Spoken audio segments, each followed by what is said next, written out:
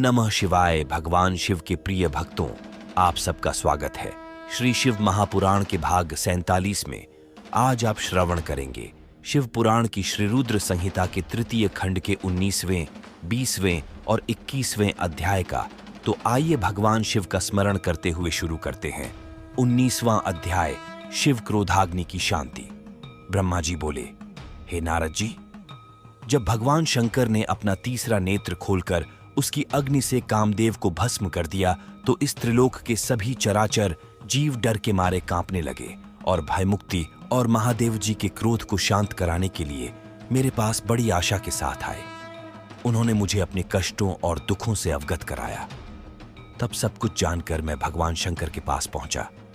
वहां पहुंचकर मैंने देखा कि भगवान शंकर का क्रोध 7वें आसमान पर था।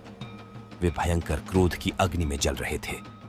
मैंने उस दहकती अग्नि को शिव जी की कृपा से अपने हाथ में पकड़ लिया और समुद्र के पास जा पहुंचा।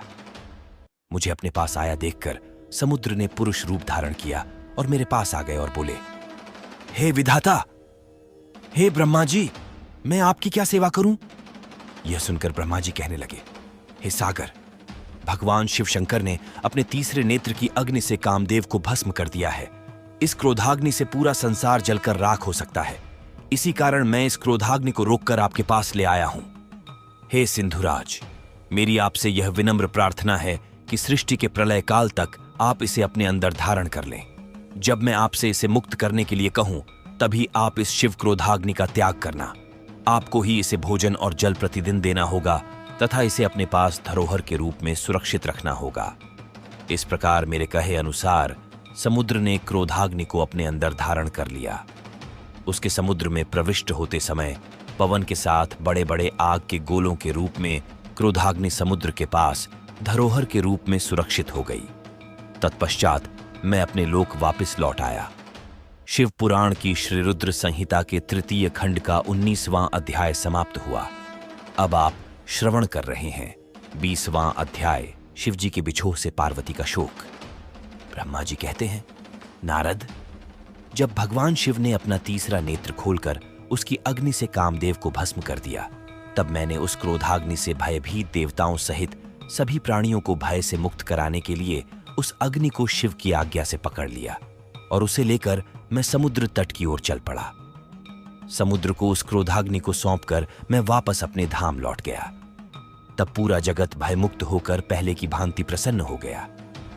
नारद जी ने ब्रह्मा जी से पूछा, हे दयानिधे, आप मुझे यह बताइए कि कामदेव के भस्म हो जाने पर पार्वती देवी ने क्या किया? वे अपनी सखियों के साथ कहां गईं? हे प्रभु, कृपया मुझे इस बारे में भी बताइए। नारद जी के यह वचन सुनकर ब्रह्मा जी बोले, भगवान शंकर के तीसरे नेत्र से उत्पन्न अग्नि ने जब कामदेव को जलाकर भस्म कर दिया, तब पूरा आकाश गूंजने लगा। यह दृश्य देखकर देवी पार्वती और उनकी सखियां डरकर अपने घर को चली गईं। वहां पहुंचकर पार्वती जी ने सारा हाल अपने माता पिता को बताया, जिसे सुनकर उन्हें बड़ा आश्चर्य हुआ। अपनी पुत्री को विह्वल देखकर हिमालय को बहुत दुख हुआ। हिमालय ने पार्वती के आंसुओं को पोंछकर कहा, पार्वती, डरो मत और रो मत। तब हिमालय ने अपनी पुत्री को अनेकों प्रकार से सांत्वना दी। कामदेव को भस्म करने के उपरांत शिवजी वहां से अंतर्धान हो गए। तब शिवजी को वहां न पाकर पार्वती अत्यंत व्याकुल हो गईं। उनकी नींद और चैन जाते रहे। वे दुखी और बेचैन रहने लगीं। उन्हें कहीं भी सुख शांति का अनुभव नहीं होता था। तब उन्हें अपने रूप के प्रति भी शंका होती थी। पार्वती सोचती कि क्यों मैंने अपनी सखियों द्वारा समझाने पर भी कभी ध्यान नहीं दिया। देवी पार्वती सोते जागते, खाते पीते, नहाते धोते, चलते फिरते और अपनी सखियों के साथ होते हुए भी सिर्फ महादेव जी का ही ध्यान और चिंतन करती थीं। इस प्रकार उनका मन शिव जी के बिछोह की वेदना सहन नहीं कर पा रहा था। वे शारीरिक रूप से अपने पिता के घर और हृदय से भगवान शंकर के पास रहती थीं। शोक में डूबी पार्वती बार बार मूर्छित हो जाती थीं। इससे गिरिराज, हिमालय और उनकी पत्नी मैना बहुत दुखी रहती थीं। वे पार्वती को समझाने की बहुत कोशिश करते थे, परंतु पार्वती का ध्यान शिव जी की ओर से जरा भी नहीं हटता था। हे देवर्षि नारद, एक दिन देवराज इंद्र की इच्छा से आप घूमते हुए हिमालय पर्वत पर आए। तब शैलराज हिमालय ने आपका बहुत आदर सत्कार किया और आपका कुशल मंगल पूछा। आपको उत्तम आसन पर बिठाकर हिमालय ने सारा वृत्तांत सुनाया। हिमालय ने बताया कि किस प्रकार पार्वती जी ने महादेव जी की सेवा आरंभ की। इसके बाद अपनी पुत्री के शिव पूजन से लेकर कामदेव के भस्म होने तक की सारी कथा आपको सुनाई। यह सब सुनकर आपने गिरिराज हिमालय से कहा कि आप भगवान शिव भजन करें। तत्पश्चात हिमालय से विदा लेकर आप एकांत में गुमसुम बैठी देवी पार्वती के पास आ गए। तब उनका हित करने की इच्छा से आपने उन्हें इस प्रकार सत्य वचन कहे। आपने कहा, हे पार्वती, तुम मेरी बातें ध्यानपूर्वक सुनो। तुम्हारी यह दशा देखकर ही मैं तुमसे यह बात कह रहा हूं। तुमने हिमालय पर्वत पर पधारे महादेव जी की सेवा की, परंतु तुम्हारे मन में कहीं न कहीं अहंकार का वास हो गया था। शिव भक्त वत्सल्य हैं। वे अपने भक्तों पर सदैव अपनी कृपा दृष्टि बनाए रखते हैं। वे विरक्त और महायोगी हैं। तुम्हारे अंदर उत्पन्न हुए अभिमान को तोड़ने के लिए ही सदाशिव ने ऐसा किया है। अतः तुम उन्हें तपस्या द्वारा प्रसन्न करने का प्रयत्न करो। तुम चिरकाल तक उत्तम भक्तिभाव से उनकी तपस्या करो। तुम्हारी तपस्या से प्रसन्न होकर महादेव जी निश्चय ही तुम्हें अपनी सहधर्मिणी बनाना स्वीकार करेंगे। यही शिव जी को पति रूप में प्राप्त करने का एकमात्र साधन है। हे नारद, आपकी यह बात सुनकर देवी शिवा हर्षित होते हुए इस प्रकार बोली, हे मुनिश्रेष्ठ, आप सब कुछ जानने वाले तथा इस जगत का उपकार करने वाले हैं। अतः आप शिव जी की आराधना के लिए मुझे कोई मंत्र प्रदान करें। तब आपने पार्वती को पंचाक्षर शिव मंत्र AUM नमः शिवाय का विधिपूर्वक उपदेश दिया। इसके प्रभाव का वर्णन करते हुए आपने कहा, यह मंत्र सब मंत्रों का राजा है और सभी कामनाओं को पूरा करने वाला है। यह मंत्र भगवान शिव को बहुत प्रिय है। यह साधक को भोग और मोक्ष प्रदान करने वाला है। इस पंचाक्षर मंत्र का विधिपूर्वक व नियम पूर्वक जाप करने से शिव जी के साक्षात दर्शन होते हैं।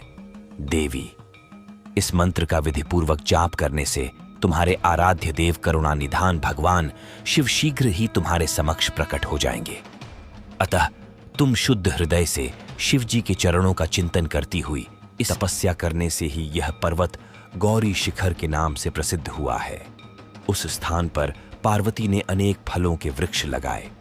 तत्पश्चात पृथ्वी को शुद्ध करके वेदी बनाकर अपनी इंद्रियों को वश में करके मन को एकाग्र कर कठिन तपस्या करनी आरंभ कर दी।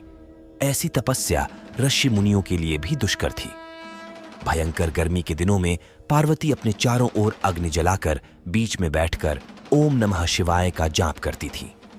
वर्षा ऋतु में वे किसी चट्टान पर अथवा वेदी पर बैठकर निरंतर जलधारा से भीगती हुई शांत भाव से मंत्र जपती रहती थी। सर्दियों में बिना कुछ खाए ठंडे जल में बैठकर पंचाक्षर मंत्र का जाप करती थीं। कभी कभी तो वे पूरी रात बर्फ की चट्टान पर बैठकर ध्यान करती थीं। सब कुछ भूलकर वे भगवान शिव के ध्यान में मग्न होकर उनका ध्यान करती रहती थीं। समय मिलने पर अपने द्वारा लगाए गए वृक्षों को पानी देती थीं। शुद्ध हृदय वाली पार्वती आंधी तूफान, कड़ाके की सर्दी, मूसलाधार वर्षा तथा तेज धूप की परवाह किए बगैर निरंतर मनोवांछित फलों के दाता भगवान शिव का ध्यान करती रहती थीं। उन पर अनेक प्रकार के कष्ट आए, परंतु उनका मन शिव जी के चरणों में ही लगा रहा।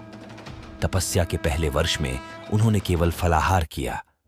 दूसरे वर्ष में वे केवल पेड़ के पत्तों को ही खाती थीं। इस प्रकार तपस्या करते करते अनेकानेक वर्ष बीतते गए। देवी पार्वती ने सब कुछ खाना पीना छोड़ दिया था। अब वे केवल निराहार रहकर ही शिव जी की आराधना करती थीं। तब भोजन हेतु पर्ण का भी त्याग कर देने के कारण देवताओं ने उन्हें अपर्णा नाम दिया। तत्पश्चात देवी पार्वती एक पैर पर खड़ी होकर ओम नमः शिवाय का जाप करने लगी। उनके शरीर पर वल्कल वस्त्र थे तथा मस्तक पर जटाएं थीं। इस प्रकार उस तपोवन में भगवान शिव की तपस्या करते करते 3000 वर्ष बीत गए। 3000 वर्ष बीत जाने पर देवी पार्वती को चिंता सताने लगी। वे सोचने लगीं कि क्या इस समय महादेव जी यह नहीं जानते कि मैं उनके लिए ही तपस्या कर रही हूं? फिर क्या कारण है कि वे मेरे पास अभी तक नहीं आए? वेदों की महिमा तो यही कहती है कि भगवान शंकर सर्वज्ञ, सर्वात्मा, सब कुछ जानने वाले, सभी ऐश्वर्यों को प्रदान करने वाले, सबके मन की बातों को सुनने वाले, मनोवांछित वस्तु प्रदान करने वाले तथा समस्त दुखों को दूर करने वाले हैं। तब क्यों वे अपनी कृपा दृष्टि से मुहद्दीन को कृतार्थ नहीं करते? मैंने अपनी सभी इच्छाओं और कामनाओं को त्याग कर अपना ध्यान भगवान शिव में लगाया है। भगवान, यदि मैंने पंचाक्षर मंत्र का भक्तिपूर्वक जाप किया हो तो महादेव जी आप मुझ पर प्रसन्न हो। इस प्रकार हर समय पार्वती शिवजी के चरणों के ध्यान में ही मग्न रहती थीं। जगदम्बा मां का साक्षात अवतार देवी पार्वती की वह तपस्या परम आश्चर्यजनक थी। उनकी तपस्या सभी को मुग्ध कर देने वाली थी।